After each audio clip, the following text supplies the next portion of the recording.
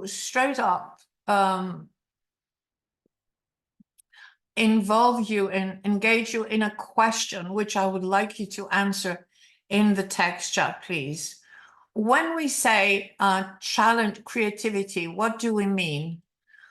Could you give me an idea of what you understand about the concept of creativity?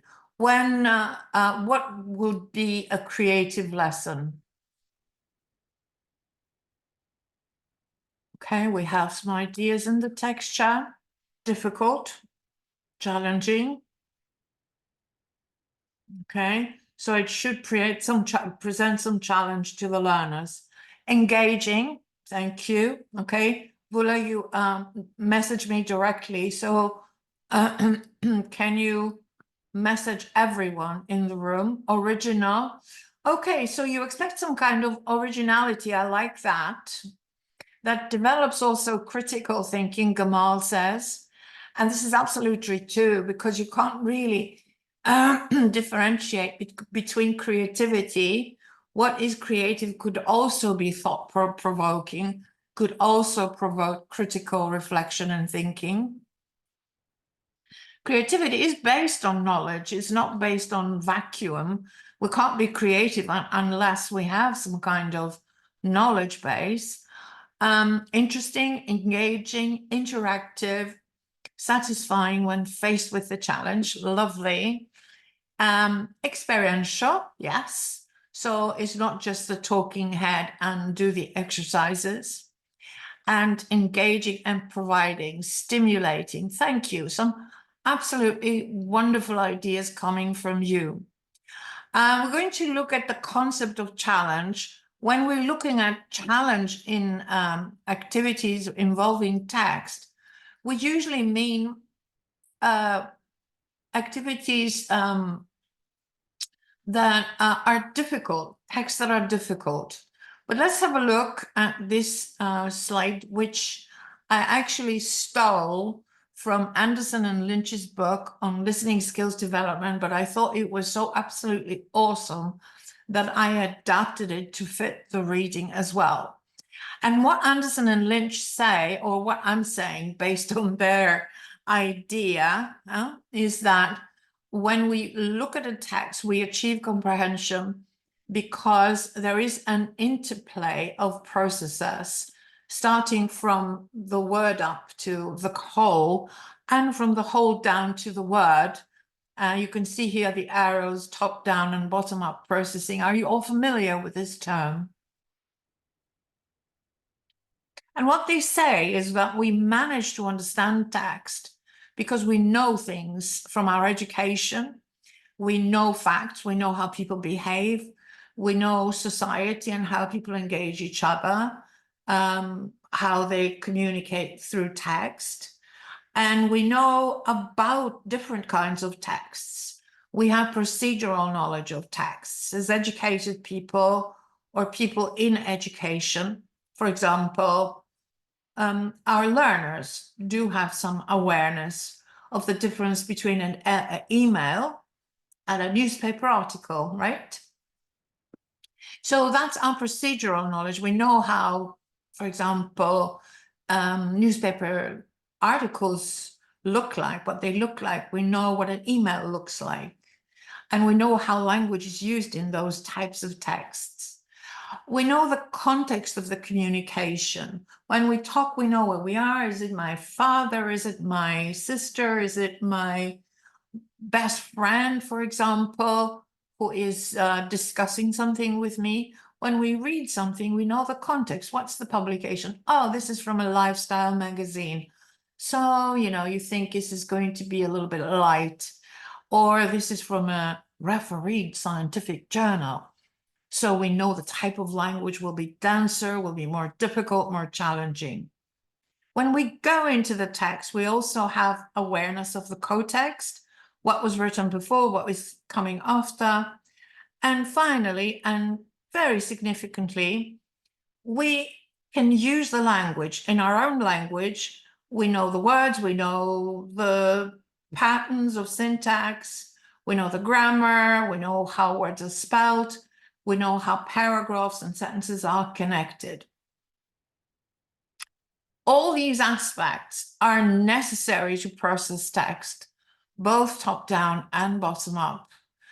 And our learners may find all of them challenging. Booney, she's having such a difficult time. She's being kicked in and out of the session.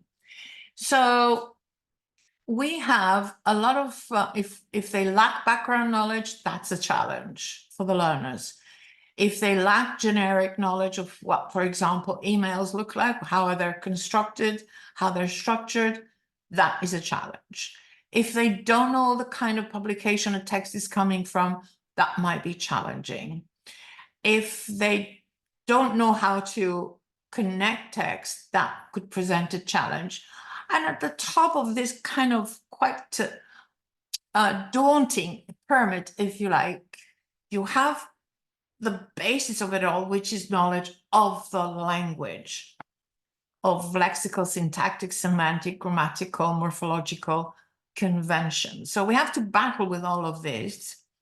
And very often, the linguistic challenge creates a lot of challenges at the higher levels, because in the traditional classroom, teachers invite the learners to start processing text, not from what they know, which would be from the top down, not making use of their background knowledge, procedural knowledge, knowledge of the world in order to identify linguistic elements they don't know, but they start from the bottom down, from the bottom up, sorry, looking at text from sentence to sentence, from sentence to paragraph, from paragraph to text, which is a very kind of local processing that does not motivate.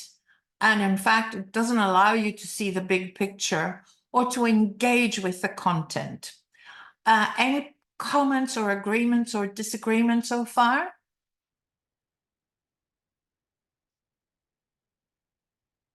Questions? Okay, if there aren't any, and you're happy with what I've been saying so far, we're going to look at the concept of, thank you, iPhone. I can't read your name.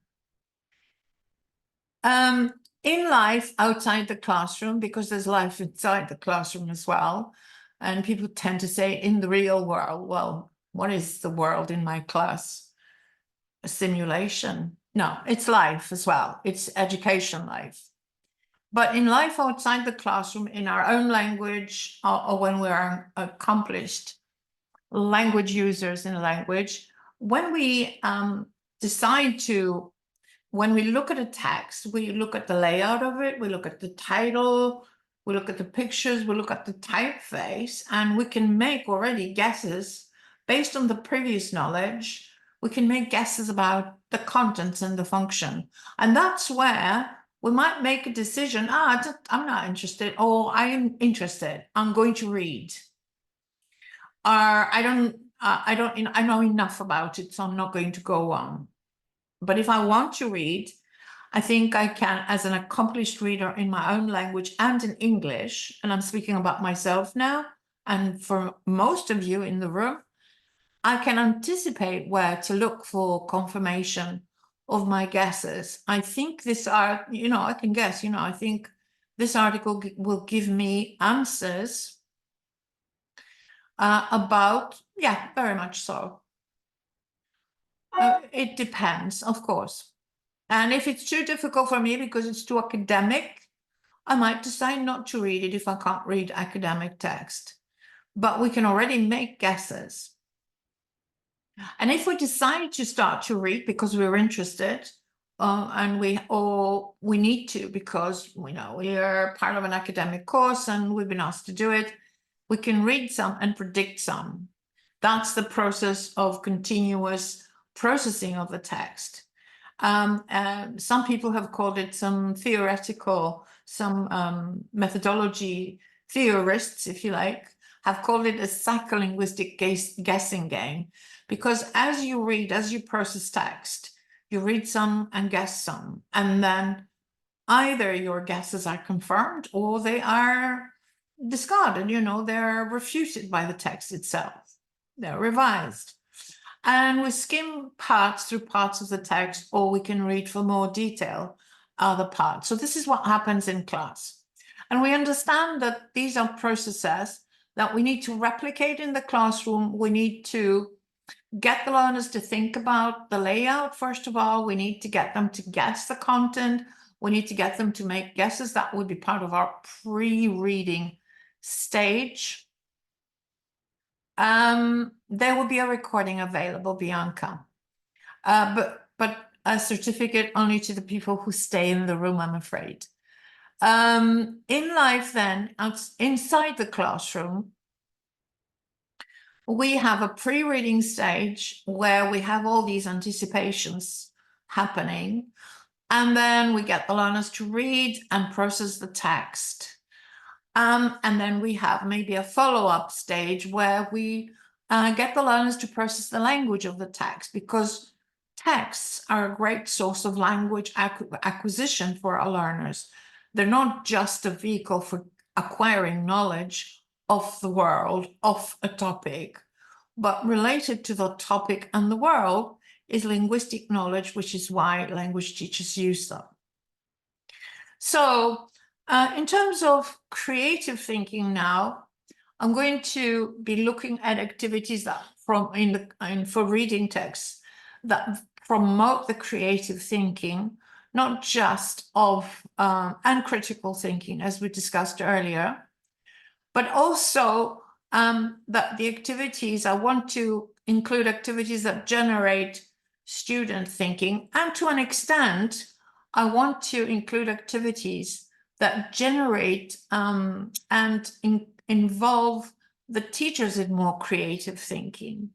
Because I think we teachers need to be involved in the creative process as well, in critical thinking processes, because we don't want a life where we're doing the same thing over and over again. I don't know about you. I know it's the easy way out when you have 50 hours a week. Some of the processes that you use in the classroom, some of the lessons will be repeated, right? But do you ever teach the same lesson, exactly the same thing, 5 times every week? Can I have some answers? No. Every time, maybe you have the same text. And I've been looking at some of the texts that I have decided to share with you. And some of them I created years ago, and I look at them today and I go, oh my God, I have a better idea today. Oh, I want to do it differently. Or I have an alternative view, or for a different group, I would do it somehow differently. So I want to share with you some ideas that will also generate teacher thinking, critical, reflective, creating, and challenging you to create better, more exciting, more stimulating, more engaging activities. Now, creative thinking has several aspects which are of interest to language teachers, particularly when we're looking at creativity in the production spectrum, productive skills spectrum. And we think of people who are creative as people who can generate lots of ideas. This is the concept of fluency. I'm not using the word fluency here as a concept of oral production, but fluency in terms of ideas. They have flexible thinking. Creative people are flexible thinkers. They can generate lots of different ideas and different solutions on the same problem. They have elaboration skills, so they can pick up an idea and they can build on the idea. A lot of the inventions that we have today are elaborations of ideas of previous people, which were elaborated and built on by creative thinkers or creative people that we call inventors. And finally, and somebody mentioned it earlier, creative thinkers have a sense originality. They are original thinkers. They can generate their own ideas. They're not simple replicators of other people's ideas. So I want to use activities in my reading lessons that cultivate and develop those aspects of creative thinking, as well as build the learner's knowledge of the world. Hi, Victor, would you mind turning off your video, please? Thank you. We have, and that they could generate production from one simple stimulus. The learners could generate multiple ideas, multiple reactions, multiple answers. This is what we call divergent production. Divergent production is another way that a synonym of creative thinking. Convergent production is a word that is used for uncreative, non-creative thinking.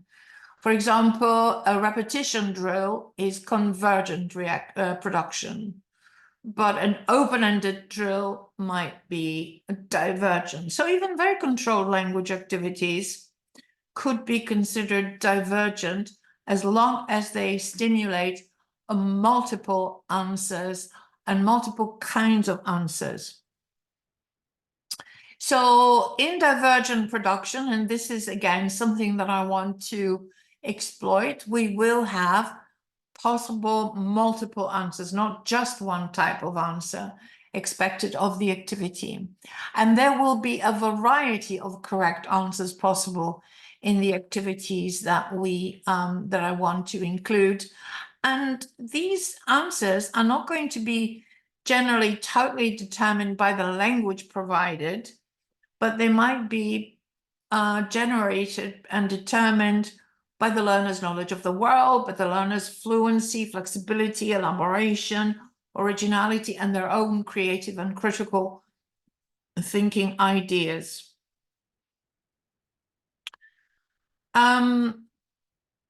If we move to the next slide, we're going to be looking at features of what I've described so far for the different stages of a lesson. So for a pre-reading stage, we're going to look at activities that generate creative, critical thinking, maybe such as brainstorming. You are familiar with activities already that you use in the classroom. I'm hoping I'll give you a couple of alternative ideas to the ones you have.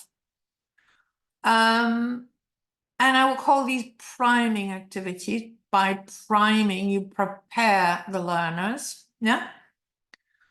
And we're going to look at while reading activities that hopefully will depart from the true and false, from the find the correct answer, from the finding facts or getting the gist of a passage only. These are things you know how to do. I don't need to tell you how to do them, what kinds of exercises. Your books contain such exercises. You can design such exercises yourself.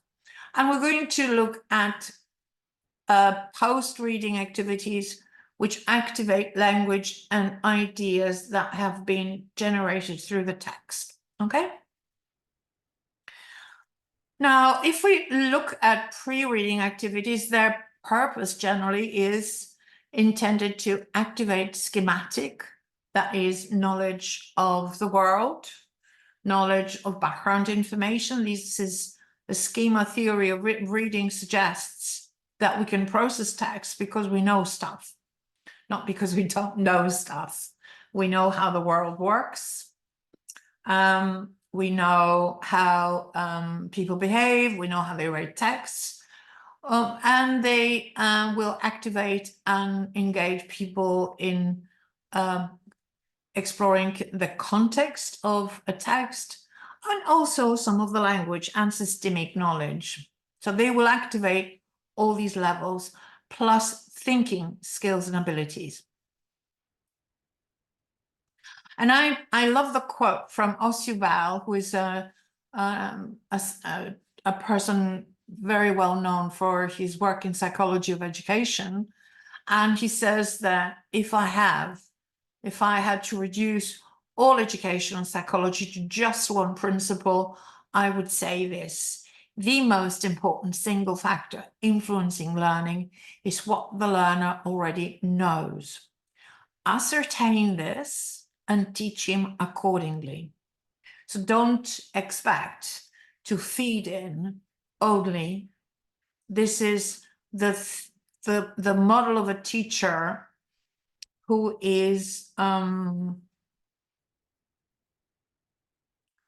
hopes to fill up empty minds, and approaches such as maybe grammar translation, if you're familiar with more traditional approaches, is the teacher as known as authority who transmits knowledge. So I'm not going to be talking about a transmission model, but working with what the learners already know. And a classic design graphic organizer that in psychology, what Osubal calls activate knowledge, activate what the learner already knows, is termed as the term that is used is an advanced organizer. In other words, it organizes your brain and helps your brain, like a computer, to download or to access relevant parts of the brain, and organizes your brain to be able to deal with the incoming information. So we're going to be using advanced organizers of different kinds. A classic one that I don't need to actually engage with for very long, you are probably familiar with, is the KWL. It's a kind of an infographic, a diagram, which suggests that you get the learners to brainstorm what they already know, what they want to know, and then at the end of the lesson, what they have learned. I have added an H, which is how I have learned this. And this is not in the original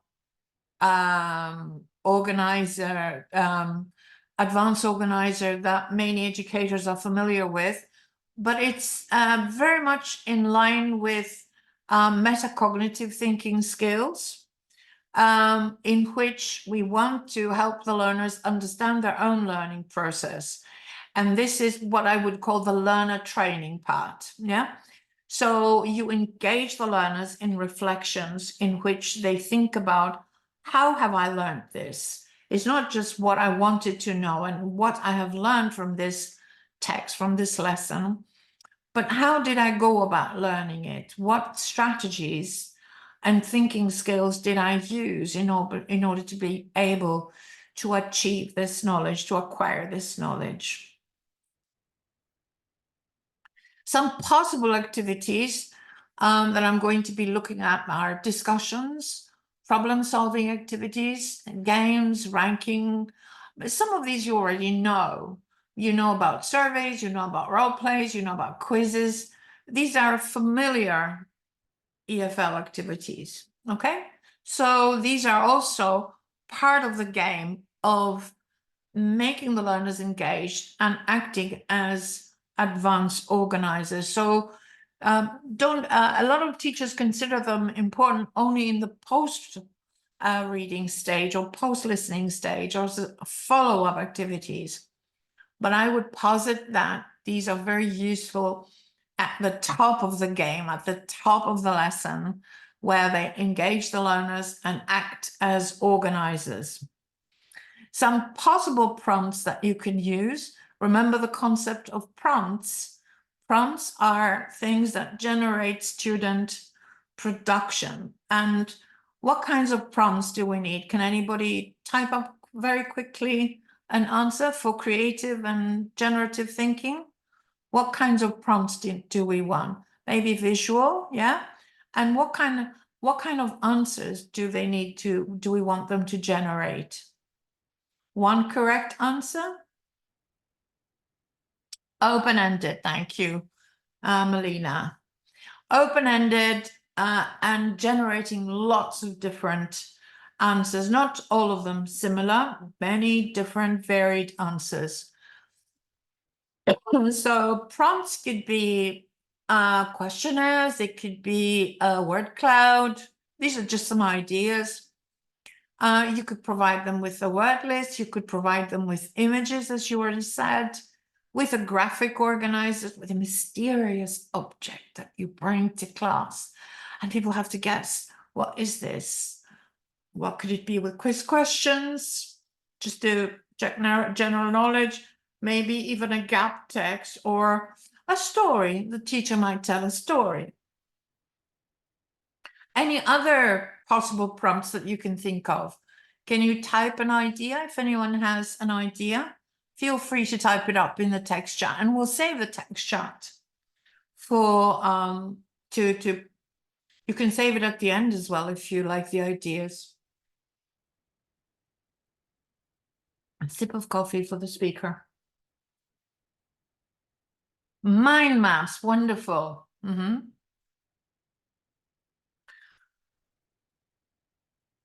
So a mind map might actually work not as a checking device, because mind maps are very good for taking notes, but you can present them with a mind map and have them anticipate the content, right? Give statements and ask them to do disagree. Real objects, lovely. I'm sorry I'm reading out your contributions, but in the recording, these will not be visible. Real objects like realia, yes. Okay, so lots of different things. If you come up with another idea, please feel free to type it up. I don't know where this grass has come from at the bottom of my slide. I have tried to get rid of it and I can't, but maybe this is where ideas grow. I'm just trying to see it in a positive, creative way. And some of the criteria that we want to keep thinking of for the pre-priming stage, we want to make sure that whatever activity, whatever prompt, whatever stuff we introduce includes predicting, guessing. It includes some communication, not just some individual silent thought, but we want the learners to be engaged and communicating with each other, because communication sparks off ideas.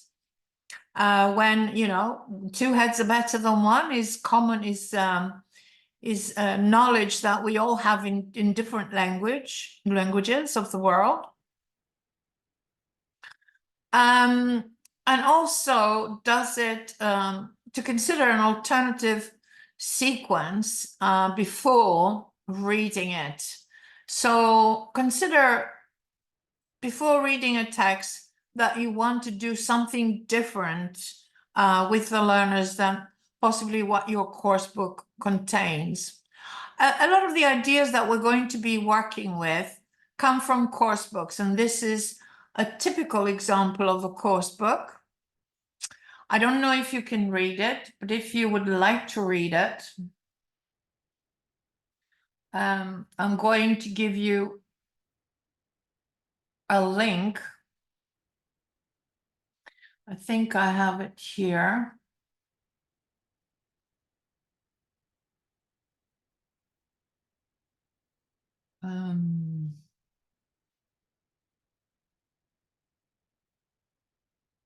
Can you all read this text? It's from a modern course book. I'm afraid I can't find it in my different links that I have on the other computer that I have open. Can you all have an idea what it is? It's the 7 Wonders of the Modern World, and the reading preamble is to match words with, let me just try and make it as big as I can for you, to match topics with items. For example, international travel would match up with maybe airlines, okay? So there are topics and vocabulary. So the preamble, the priming activity, is just a little bit of vocabulary work. And then read the text on the right, put a topic from A into the paragraph headings 1 to 6. Okay, well, I mean, this looks worthy, but does it look interesting? For me, not necessarily. And I keep a teenage mind in my head. I mean, if my teacher showed me that, I would say, yeah, all right, I have to read it. I would, yeah, I mean, it's not really all that hot. I understand that my director of studies has put this book in my hands, and I have to do it. And it's part of my syllabus and so on. But it's not really exciting. So how can we make it a little bit more exciting, a little bit more engaging for the learners? I would suggest maybe, okay, I've ruined this one, so I'm going to go to the next one. I would go to maybe what we know about the 7 wonders of the ancient world. You could get the learners, most learners would be able to identify the 7 wonders, right? Can you identify them all?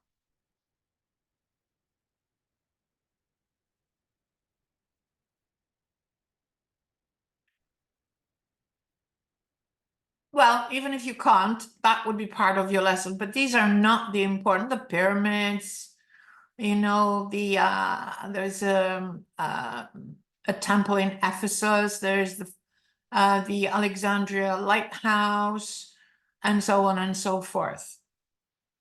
Get them to talk about that, and then tell them that this is what we believe were the 7 wonders of the ancient world. But now we're in the modern world. So what would be the 7 wonders of the modern world? You could suggest one in the chat box, but in the class, you would get the learners to brainstorm in breakout rooms, and each group could come up with 7 wonders, which we could share, and you could tell me why you think it's this particular landmark or thing is one of the wonders of the modern world. So can you name one without putting you in breakout rooms? Can you name something that you would consider part of a wonder of the modern world? Can you suggest something, an idea or a landmark or something important? It's not the pyramids any longer, but what is it? What is one of the wonders of the modern world?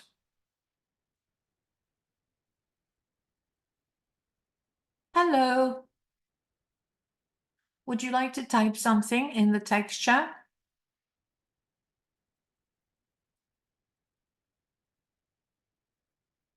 The Empire State Building, the landing on the moon, okay? The Colosseum, that's in the ancient world. The Aurora Borealis, okay, it's not a construction though. This is a natural phenomenon, Deborah.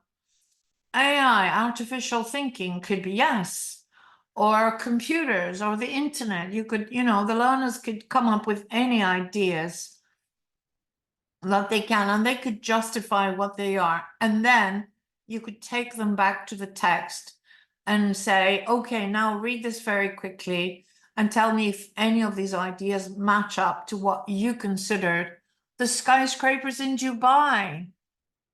I don't know what the Chichen Itza is. The TikTok headquarters. What is so special about them, Vula? I don't know. I don't know what the TikTok headquarters are. Pyramids in Mexico. This is ancient world as well. But in any case, this would be starting from the learners, getting them to think about, yeah, you're all thinking about ancient world, not modern world. Machu Picchu is not the modern world. So maybe I haven't given my instructions very well. You remember your ICQs? Here is another text. Some of you may have seen it before because I like this text as an example.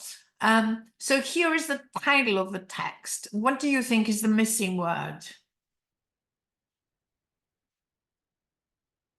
It's a headline in a newspaper. Call. Okay. It's a headline in the newspaper. Kill, says Sophie. Kill, kiss. Would a kiss make a headline? Kill might make a headline. Would a hug make a headline? Kiss, I'm not so sure. Cheat on might make a headline, yeah. Especially if it was done in a spectacular manner.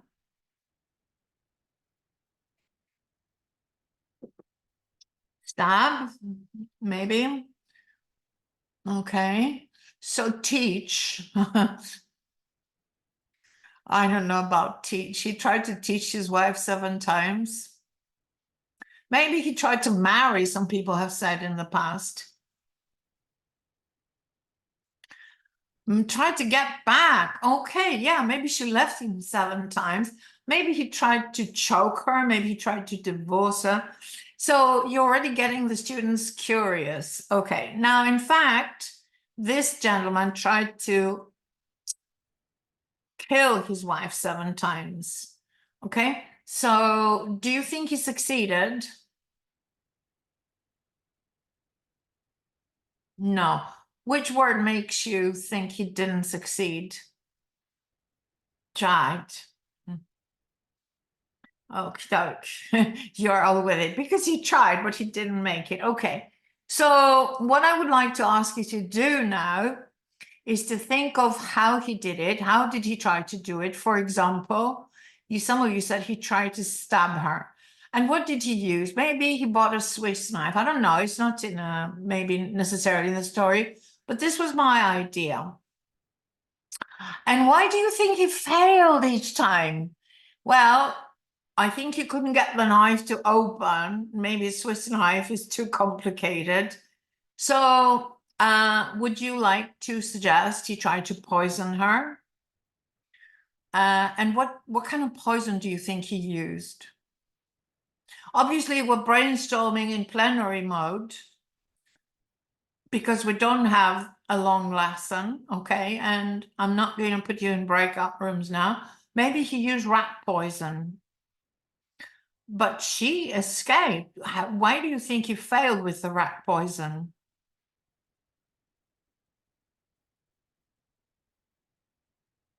What happened? Maybe was it really rat poison? Oh, she had a strong bowel movement.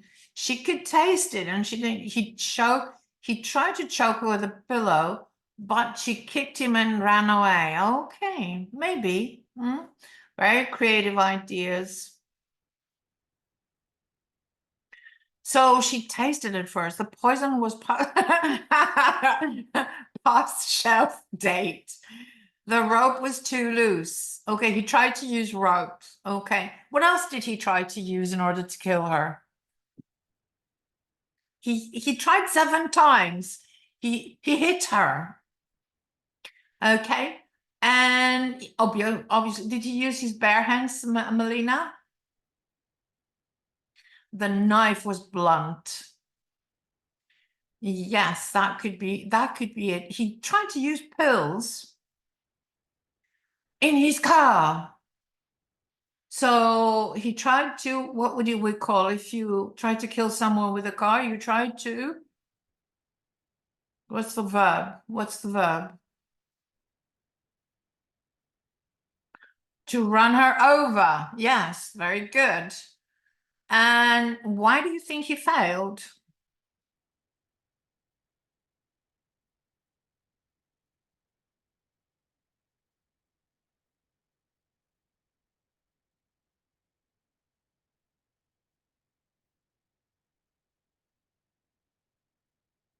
Why do you think he failed?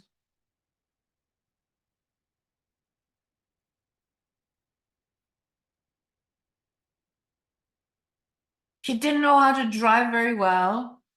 The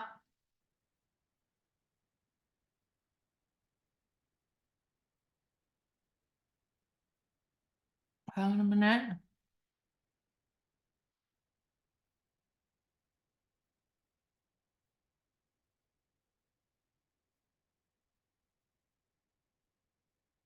The dog protected her. She ran away. Okay. Now, if you think about all your ideas, obviously in a class, I would put the learners in groups or in breakout rooms. They would present their ideas in plenary mode. And also, how can I use this graphic organizer later? The students have used it for brainstorming. They've written down their ideas. She tried to use rat poison. She tasted it. That's why she didn't eat it, or she had a bowel movement, he caused her to go to the toilet, and the dog protected her. When you, and they haven't even read it, so when you say, okay, now do you want to read the text? Do you want to read this text, actually? Do you want to have a look at this text? They will then, thank you, Lorena, they will then read the text and check and compare with their answers. Can they use the same graphic organizer as a comprehension check? Yes, Sophie, they can. Okay.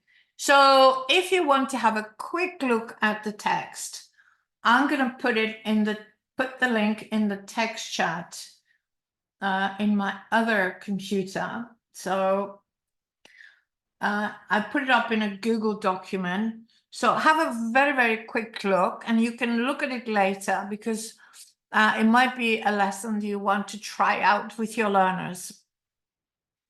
It's quite not a fun lesson, but it kind of stimulates curiosity in the learners, and you could do all sorts of work with it.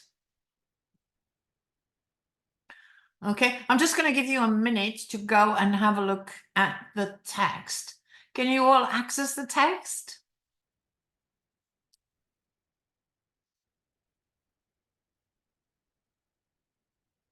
No? Is it not shareable, perhaps? Perhaps I haven't shared it properly. Hang on a minute.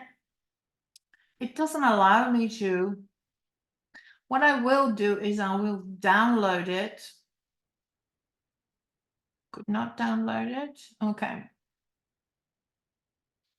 Well, let me try and share my screen on the other computer. Okay, hang on a minute.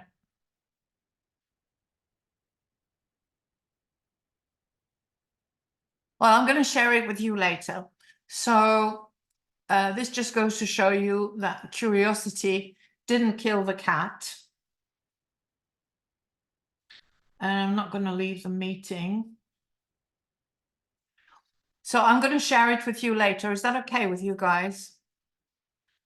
Because I don't know why I can't share it with you. I had it on, yeah, all right. You can look at it later. But, it's quite a long text, and I will refer a couple of other activities to this text. So you will need it if you want to use the activities. Oh, there it is. And I don't know if you can view it by clicking here. Can you view it now if you click?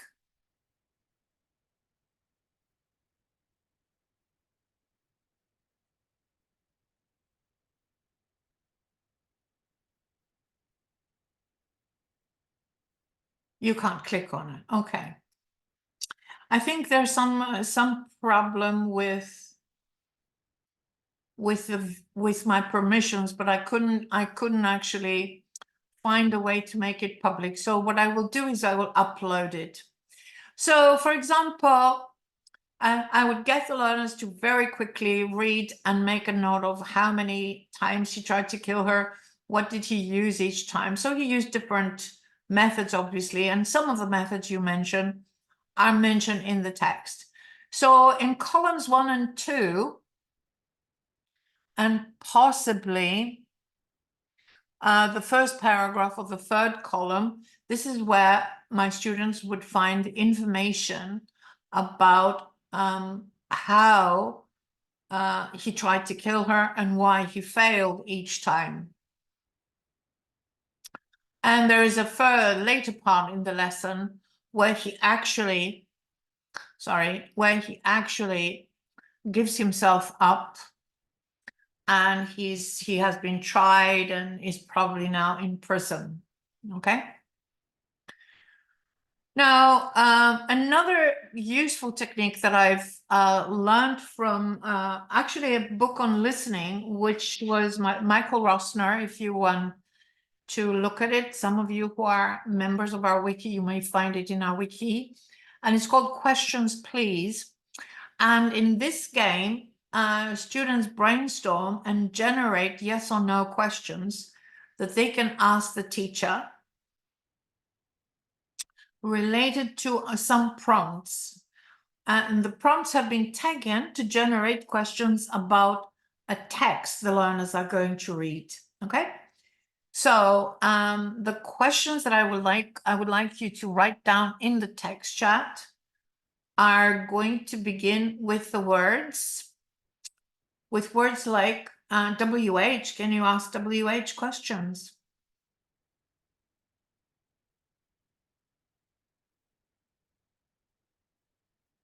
Hello? Dr. Bob? No, you can't ask that question because I said questions that have a yes or a no answer. Okay? So you can only ask yes or no questions.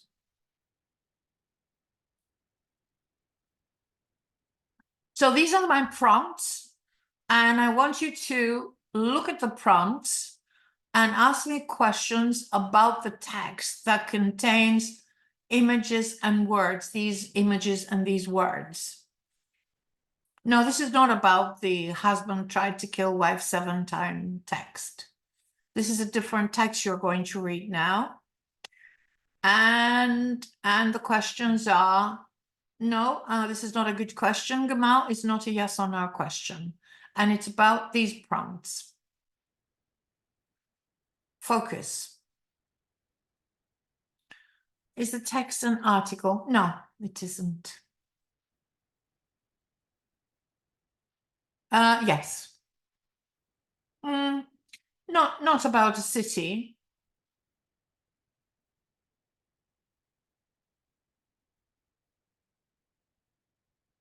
But the characters are from London.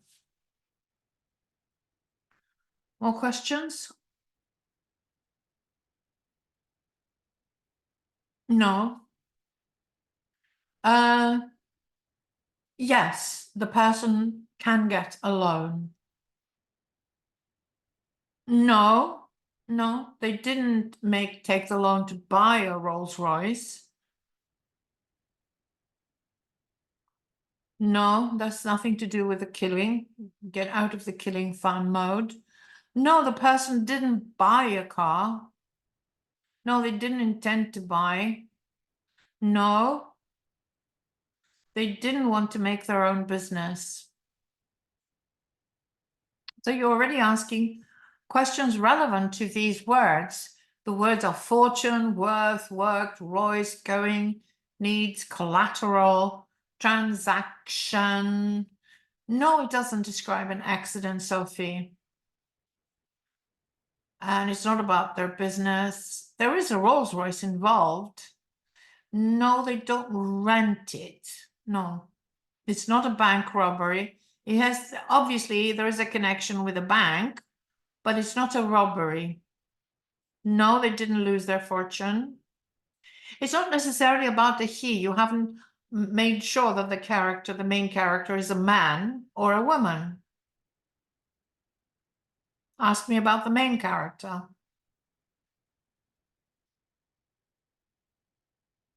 No, they didn't lose their fortune. No, it isn't a man.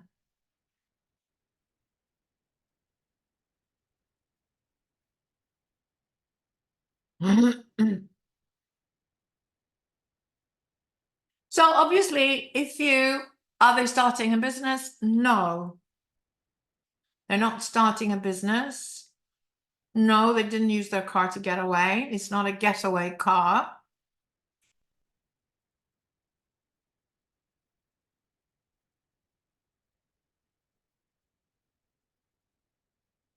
No, they didn't find money in the car. And it's possibly a vacation.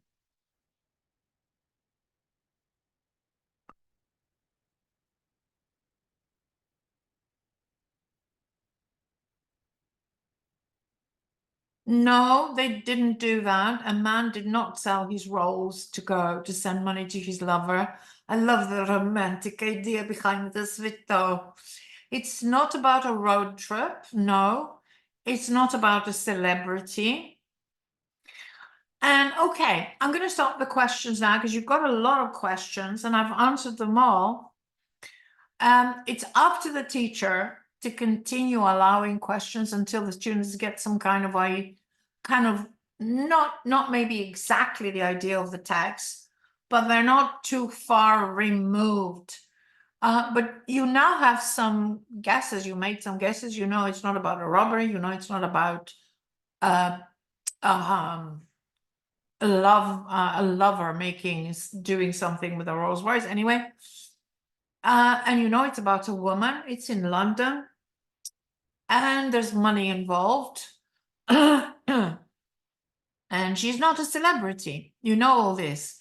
In the classroom world where I would use this, I would ask them to put their heads together in groups and first of all, brainstorm questions, okay?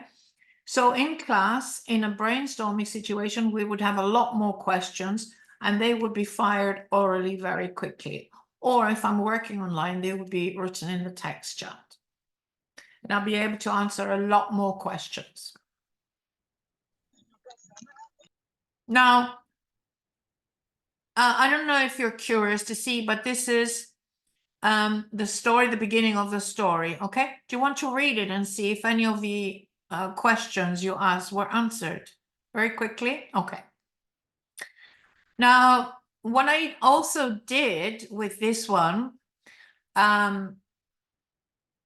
is that I actually got the learners on the basis of my answers, I got them to record something, which I'm going to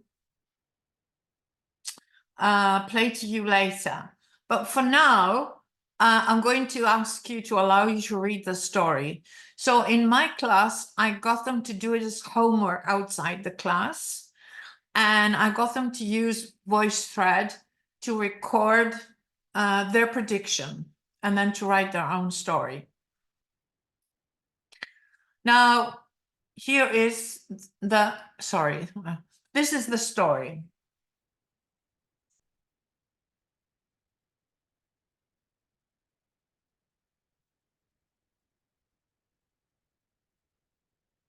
Okay. This is very quick reading. This is how the story begins. So did any of your questions have an answer? Did you predict anything? Yes. Okay. So you understood that she was going on a business trip, but not necessarily on holiday. And what's the difference now? You understand it's a bank situation. She's asking for a loan. Do you think did she get the loan from the bank?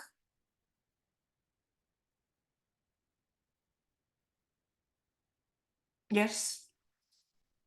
And what do you think happened to the Rolls Royce? Did she return the money? Do you think she returned the money? Yes, no, okay. Now, do you think the next paragraph is about her returning the money or her getting caught and losing the rolls? It's more than, yeah, our rolls is more than 5,000. So what do you think, Vito? You think she's going to come back and return the money? You think so? How much is the Rolls actually? What if it's not her car? Good question. Let's see what happens. Everything checks out. Sorry. Everything checks out. I kind of ruined that. And the bank agrees to accept the car as collateral. And the bank's president and its officers all enjoy a good laugh at the woman for using a 200,000 Rolls as collateral against the 5,000 loan. An employee of the bank proceeds to drive the Rolls into the underground garage, parks it there. She comes back, repays the 5,000 and the interest. And the loan officer says, Miss, we're very happy to have had your business. And this transaction has worked out very nicely. But we are a little puzzled. While you were away, we checked you out, found out that you are worth a fortune. What puzzles us is why would you bother to borrow £5,000? And what do you think she says?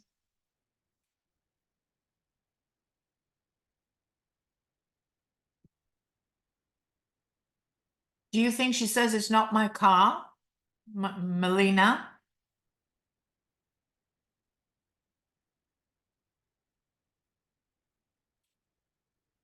No. What does she say? What do you think she says?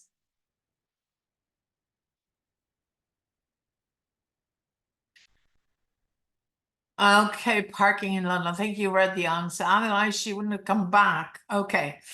I think I ruined it because my answer, my nervous mouse jumped ahead. And she replied, where ends in London can I park my car for 2 weeks for only £15? 41p. Yeah. Okay. So what did I do here in this story? I used prediction. I used ongoing prediction. So stop the reading halfway through and got you to predict some more. And just before the punchline, I tried to get you to predict the punchline of this anecdote. Yeah. This is a particular kind of genre which is usually told as a story. So a woman walks into a bank. Three men walk into a bar. This is like a joke, right? So there are routines that we are familiar with as accomplished readers. We know this is anecdotal. It's not really a newspaper article. It's one of these stories that we relate to, we come to each other, which is very strange, something odd, something, you know, unexpected. And you can get the learners to predict at different points in the story. So if you find text where there's that you can cut off at different points and you can get the learners to predict some, use that idea because it makes reading a little bit more engaging. Now, here is another idea which I'm going to use. This is the title, the headline of a newspaper article of which appeared. It was written by a very famous person. What do you think is the missing word?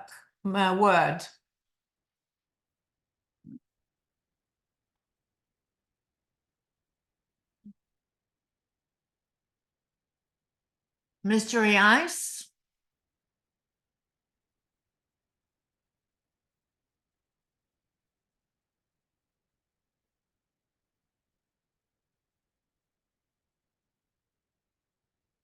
On roof. Could be on roof. Covered roof. Okay. It's one word, but covers roof. Covered roof is fine as well. Drifting roof? Doesn't work. Broke roof. Moving roof. Ah, roof. No, crashes roof. Crashed roof. Okay. All right. Now, what I am going to do,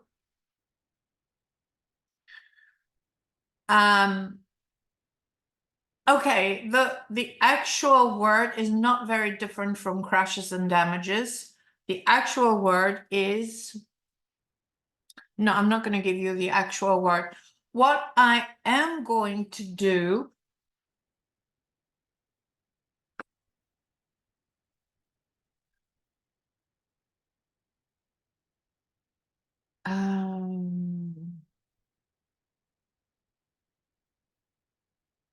I'm going to give you I have two images that I have, actually, my learners created these two images, but I'm using them as teaching material.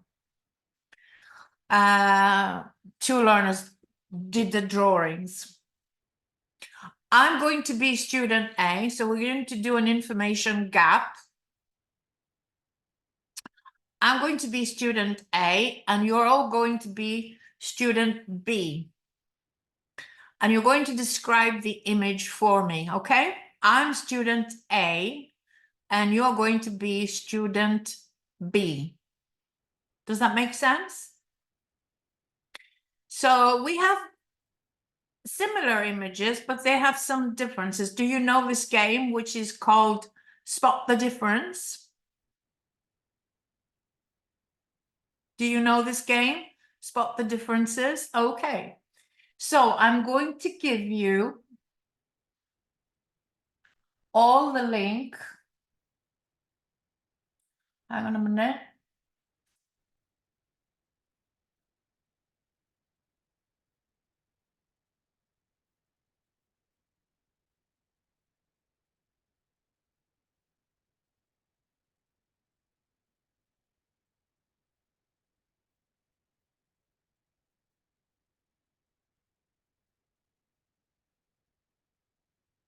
Just one moment.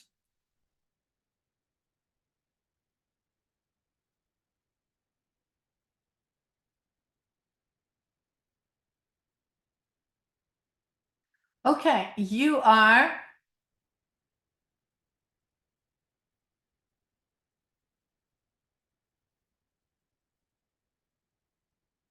all student B.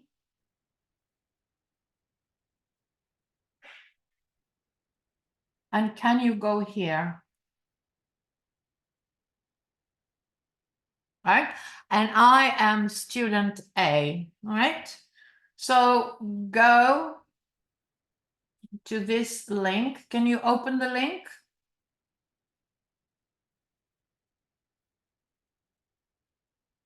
Yes, good. All right. So I'm going to go to A, and you can ask me questions. I am, all right. Ask me questions to find the differences.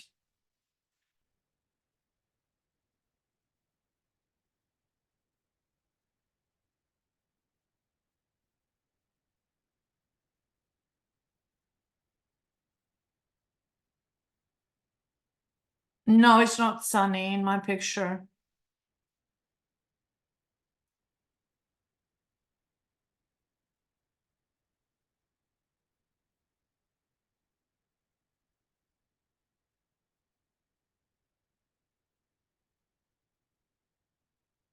Yes, there is a boy in the middle of the room. There isn't a woman reading a newspaper, I'm afraid. There is no one reading a newspaper in my picture.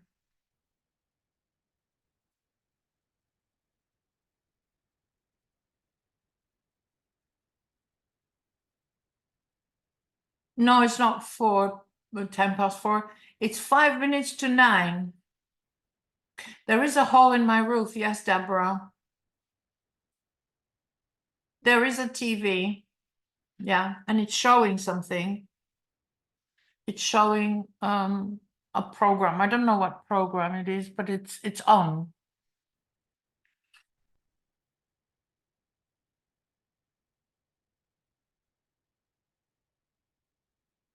Okay.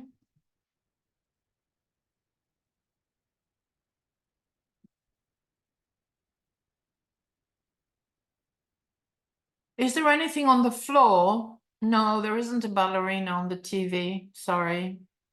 The TV is on there, but there's some broken pieces of something. The boy's not playing. The boy in my picture is wearing some flowery, very odd shorts and a t-shirt. And he's pointing at the ceiling, at the hole in the roof, in the ceiling. No, you can't hear me? I'm not sure. Somebody cannot hear me, but I am. Can everybody hear me okay? All right, maybe I'm not sure what to do. Maybe you should turn up your sound, George. I'm not sure how else to help you. So the boy is pointing at the roof. He's in kind of a state of shock.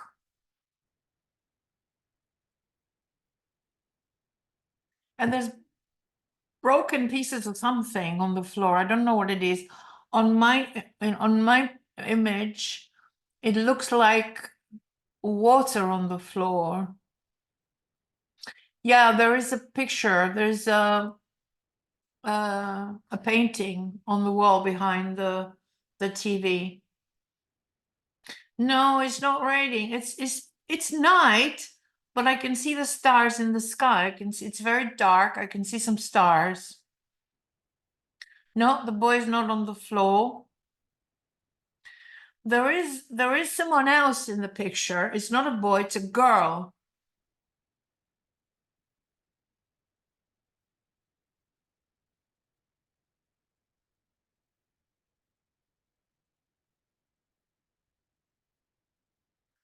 The girl looks as if she's kind of looking at the stuff on the floor. I don't know what it is. Maybe it's pieces of the broken roof. Maybe it's something else because there's water on the floor as well. The woman is not drinking Coca-Cola. No. There's a man on the sofa and he looks just as shocked as the boy. Yeah. Okay. Is he poor? I don't know. What do you mean poor? I mean, how would I know if they're poor? Because he doesn't have Coca-Cola. I guess I don't know. Yeah. So I don't know. If you don't have Coca-Cola, you're poor. No, I'm just joking. I'm just messing with you. Okay, so let's see. Now, is it pouring down? No. The hole in the roof shows dark sky with stars, but it doesn't show rain. So there are no clouds up there. So I'm assuming it's not raining. Okay. All right, enough. It's time to reveal the second picture as well. Okay? Are you ready? You found quite a few differences. So I'm going to show you the second image. And this is what I was looking at. Yeah, can you see the differences now? Can you spot the differences? What do you think is on the floor? It looks like water. It looks maybe. Remember the headline? Mystery Ice. What do you think is on the floor?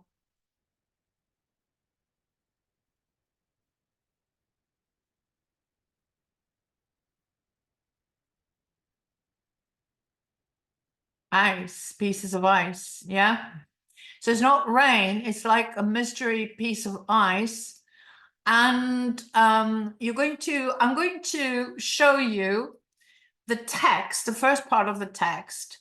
And I want you to tell me if the text responds to the picture. You're not supposed to open the second picture. You were supposed to look at it from my screen, Gamal.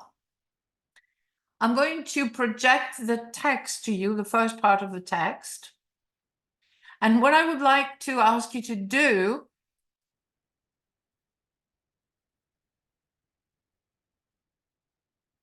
sorry, yeah. What I would like to ask you to do is to decide if it's picture A or B that the first paragraph describes.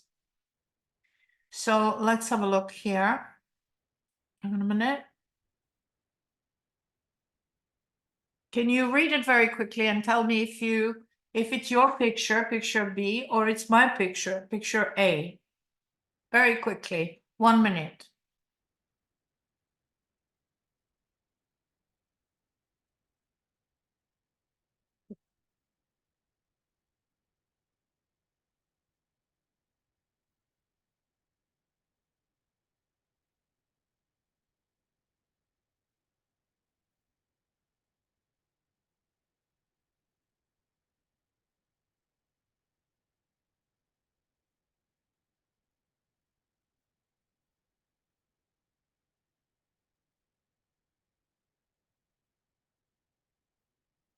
Picture A, thank you. Not your picture, picture A, but not picture B, but picture A. I'm going to give you the link to the picture in a minute if you're interested.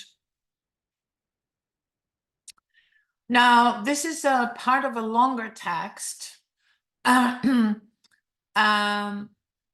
it says, it's the strange case of the block of ice.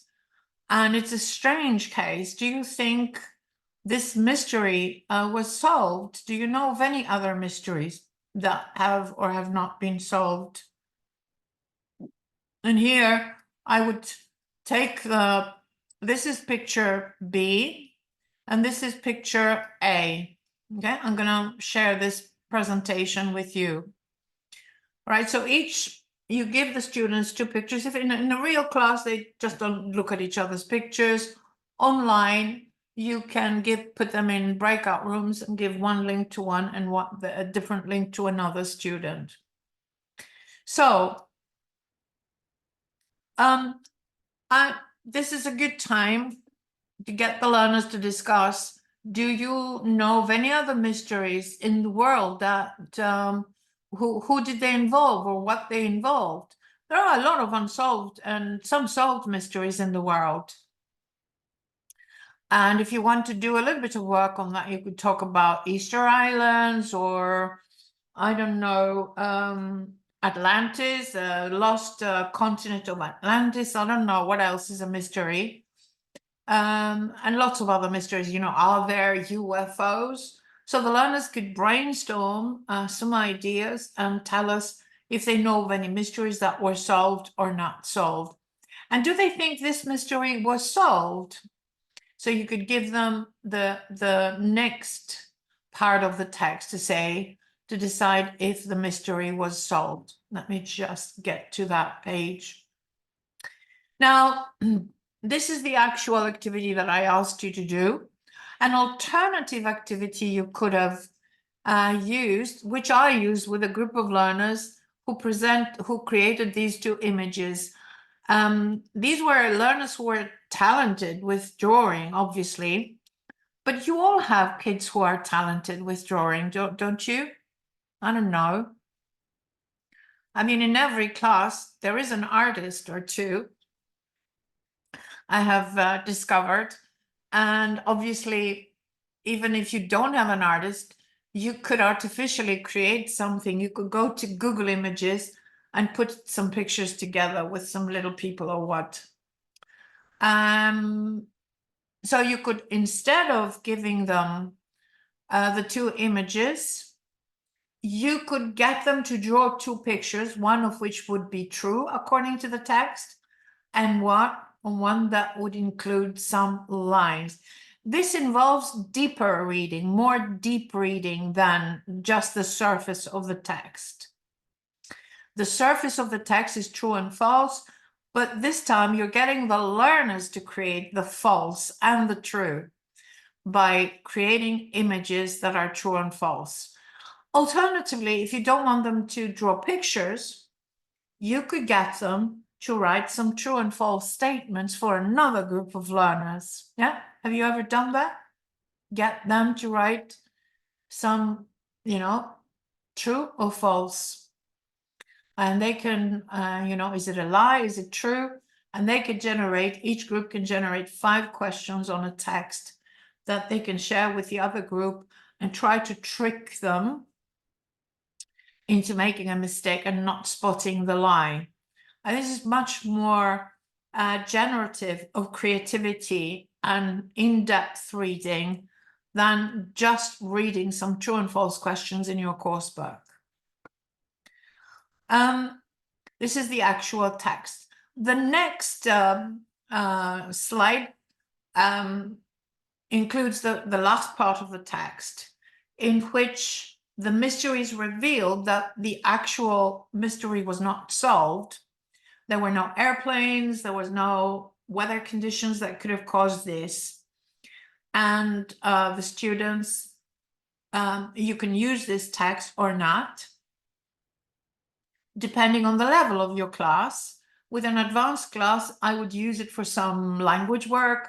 I might get them to guess the meaning of some words, or I might get them to make some true and false sentences themselves, or I might get them to ask some questions. Another very, very creative activity is ask questions to which there is no answer in the text.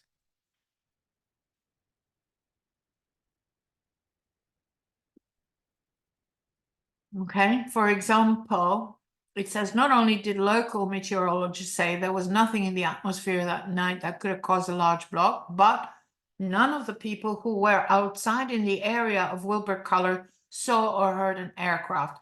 So a question that would receive no answer in the text would be something like, was the local fireman present at the scene? Well, we don't have any of that information. What color clothes did Wilbur Color wear at the time when the ice fell through the roof? What color were the walls of the room? What were the names of the local meteorologists? Where is Dr. Lehman from?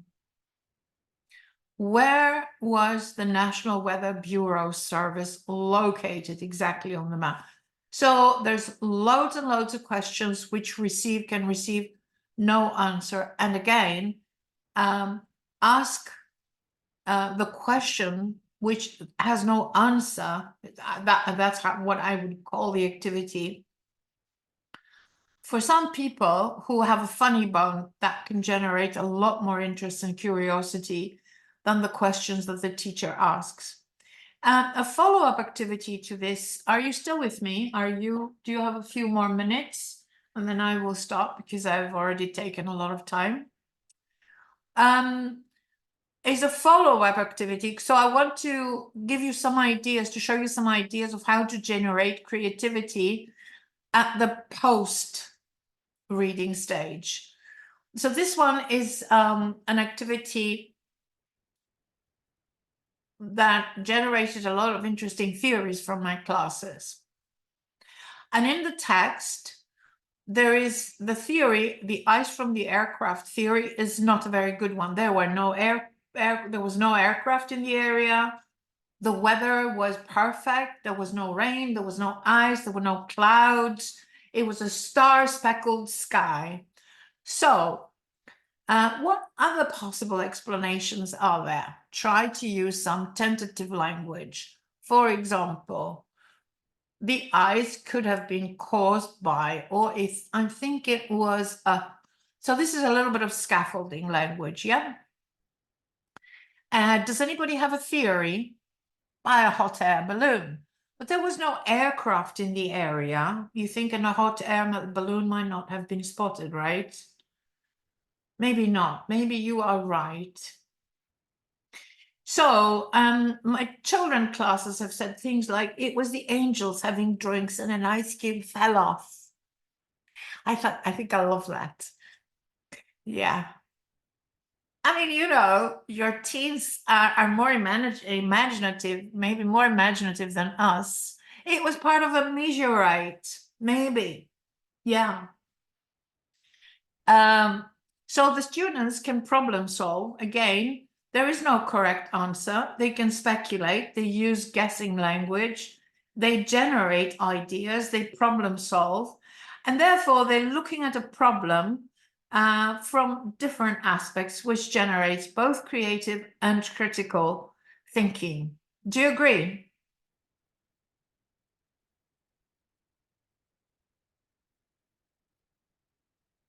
Great. Do you want to listen to the most interesting theory that I have heard by a student? Okay. The theory promoted by a teenage class, it was young, older teens, like 17, 18, that we had recently. It was this. The local fireman was in love with a girl, and the girl was the boy's girlfriend in the house. And so he was really, really very angry that she hadn't responded to his kind of romantic overtures. So he took the fire truck and he put up a very big ladder up there that, you know, firemen put up. And he took a little piece, a big piece of horrible murky ice, and he threw it on the house roof and left. I think that was wonderful. I don't know what you think. I think that was one of the most creative things that I heard. I mean, of course, you could have killed everyone. So, Mel, you were right to be looking shocked, but I thought it was a creative idea, that's all. Okay. They also, you could get them to write a short article based on their ideas. They could then write, you know, the article about the firemen that created this whole episode. They local investigations revealed that the piece of ice was thrown by a local fireman in love with the McCullers' daughter, and so on and so forth. This is not actually the correct answer. I think this mystery has been solved, but I haven't found the. You can Google it and find out. Now, in the husband killed wife 7 times, the follow-up work is an interview. So with newspaper articles that have a personal or, you know, human interest stories, you could pretend, some students could pretend they're Tim Rice. So in order to do this role play, again, the students have to do some in-depth reading. Tim Rice reads the article as the reporter. The student who is Tim Rice needs to comb through the article and generate some of the questions that he purportedly created in order to write this piece. The person who is Peter Scott has to read the article and comb it through to find out information that he can use in order to answer Tim Rice. Bernadette Scott, poor woman who didn't have a clue that all this was going on behind her back, is now spending time at a convent, and she's going to be very sad and say things like, you know, that she hadn't gassed and so on. But she has to read through and find out answers that are pertinent to her interview. So interviews from articles are very interesting, a very interesting follow-up. A little bit more of a creative activity that I've used is improv. I've taken phrases and cards and created a card game where I cut up the cards and put them in the center of a group. Online, you could use a Jamboard or another online whiteboard with stickers that cover the words, the cards, even a PowerPoint. I mean, I could show you this in PowerPoint format. Hang on a minute. And create text boxes that cover each card. Yeah, so that's number 1. Okay. And I think I've done this with my trainees, so they know this activity.